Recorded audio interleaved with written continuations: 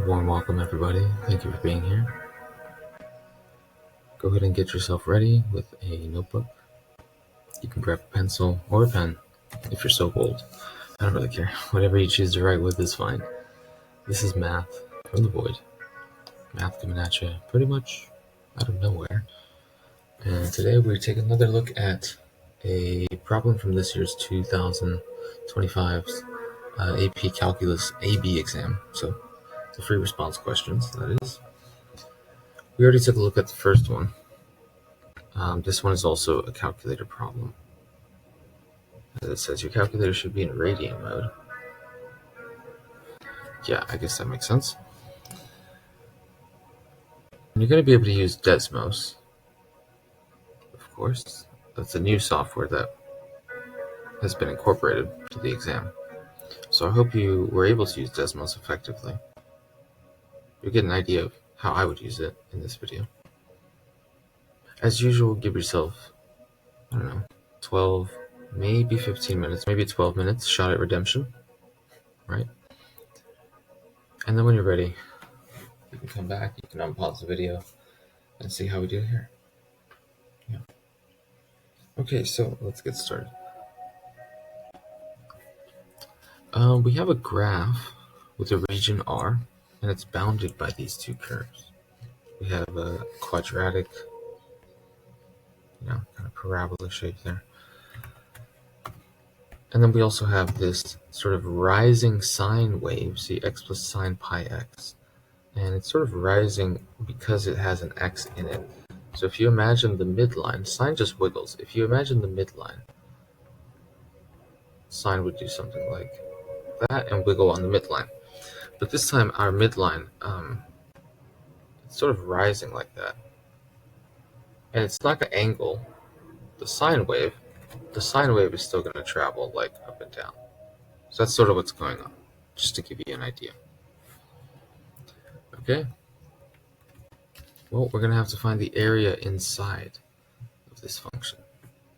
Part A wants us to find the area of R, show the setup for the calculations. So, of course, to find the area between two curves, we need four things. We need a starting point, stopping point, top function, and a bottom function, if we're doing dx, which in this case we are. If it's dy, it's a little bit different, but it's essentially the same thing. Okay, and they want us to show the setup. So this is going to go from 0 to what? They intersect at 3. I guess that's why they made the period.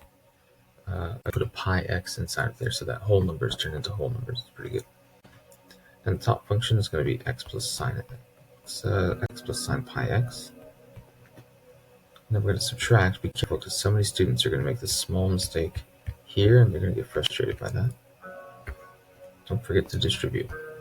So from 0 to 3, this would be negative x squared plus 3x plus sine pi x dx. We can just go ahead and toss that into Desmos. Remember that we have to use parentheses here, otherwise it's not going to recognize exactly what you want. And we also want to use dx, otherwise it's not going to give you the integral value. And we can just copy and paste that. Okay, there we have it. That's the area between two curves. So for part B, it tells us that the region R is base of a solid. For this solid, the cross-section is perpendicular to the x-axis, so they're standing up kind of like this. They have a height of x, so whatever the x value is that they're at, that's going to be the height. So these are going to be like a little bit shorter, sticking out, and one that's like here is going to be a bit longer, sticking out, because the x value is bigger. Okay. And meanwhile, the side that is inside of the region, that's just going to be the top minus bottom function.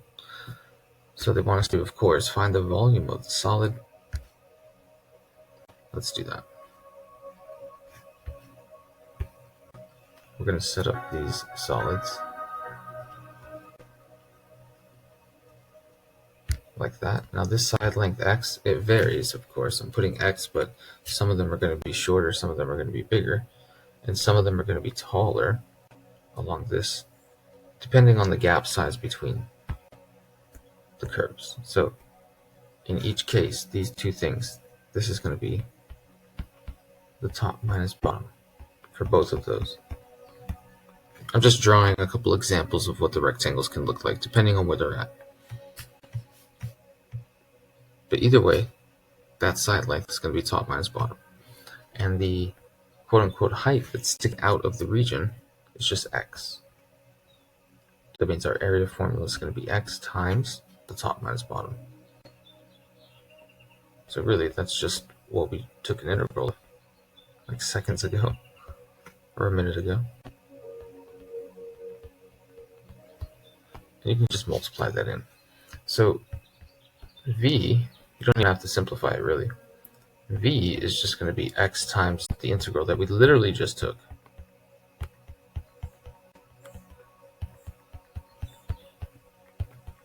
So how do we get this calculation? We literally do this.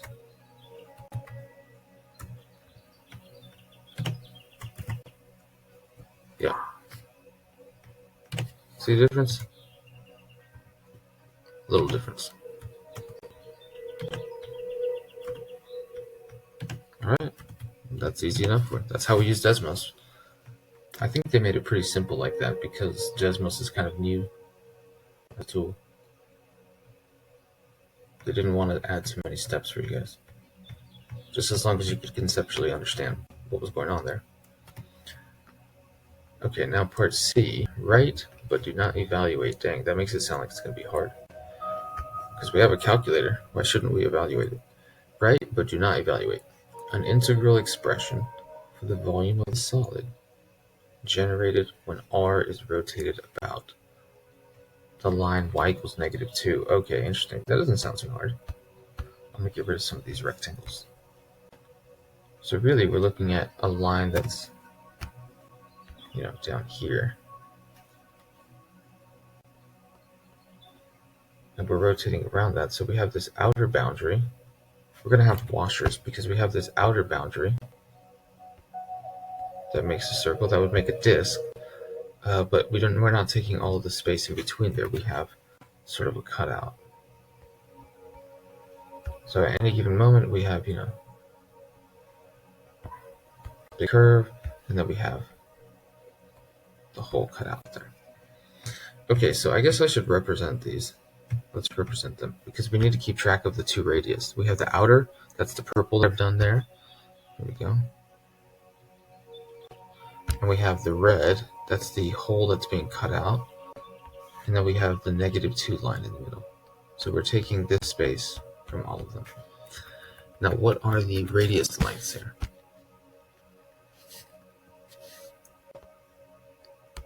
Oops.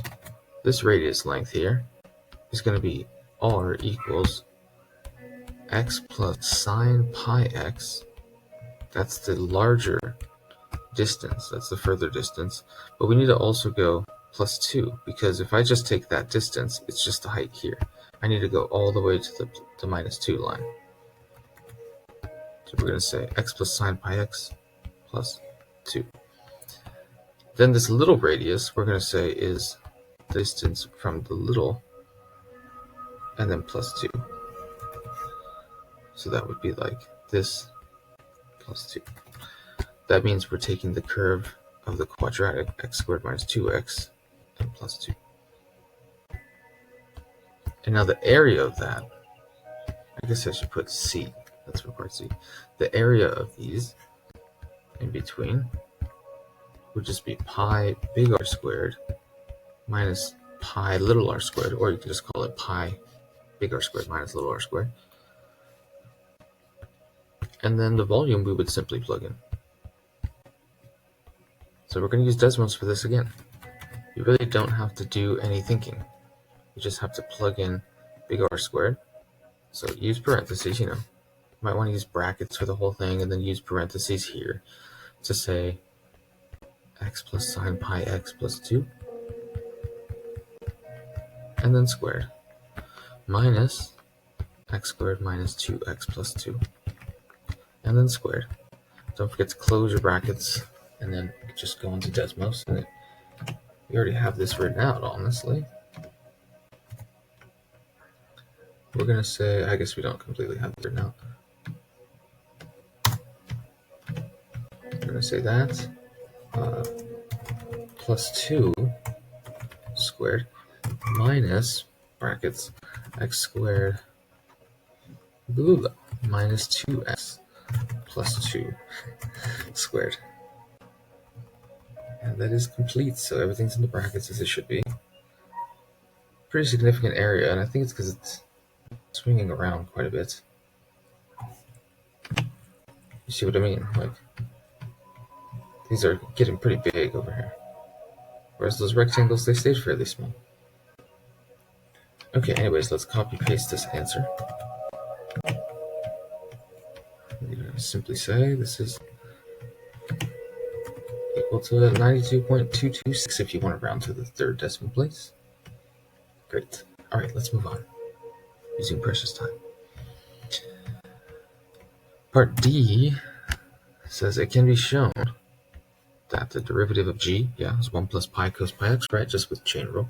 Find the value of x on the interval from 0 to 1 at which the line tangent to the graph of f is parallel to the line tangent to the graph of g. This basically means they have the same slope. So I can just set their derivatives equal to each other. I can say f prime, which equals, that's really easy, 2x minus 2, needs to be equal to g prime, which is 1 plus pi cos pi x. And we need those to be equal. Well, if they're equal, that means that their difference is 0, right? So let's just sort of subtract. Let's do g prime minus f prime. And if we do this minus this, that should be 0 if they're equal. So that means 3. Yeah, let's write all this out. Pi cos pi x. And I'm doing 1 minus negative 2. That's plus 2. And I'm doing minus 2x equals 0. Well, again, here we go. Desmos save the day. Get rid of all of that. Y equals pi cos pi x plus 3 minus 2x. And we get a point here. There it is. Because it says on the interval from 0 to 1 non-inclusive. Right? It says that in the question. So just for this interval. I see that it crosses many times. It crosses again at 1.5. It crosses again at 2.32418. I'm surprised it crosses at that nice value. But the only one that we want here is between 0 and 1. So we just say x equals. Okay. Yeah, not too bad. I honestly think this was one of the easier problems. I think it's because they allow you to use Desmos, and it's kind of a new tool. They didn't want to make it too complicated on how to use the tool. I don't think anything was too crazy. It might have been tough to interpret the height x, what to do with that, but really, if you're making rectangles, you should know that there's going to be an area, so it's base times height. They just give you the height. What's the base? It says, with base, in region R. So you can draw that. They do use the language clearly. It might just take you a minute or two to interpret that. And I'm not sure why they didn't have you evaluate this. My only guess is that there are many points to go around, so they want to put all of the points of this problem in the setup. They only care if you set it up correctly. And you only get points if you set it up correctly. Okay, that's enough blab out of me. See you next time. I'm good.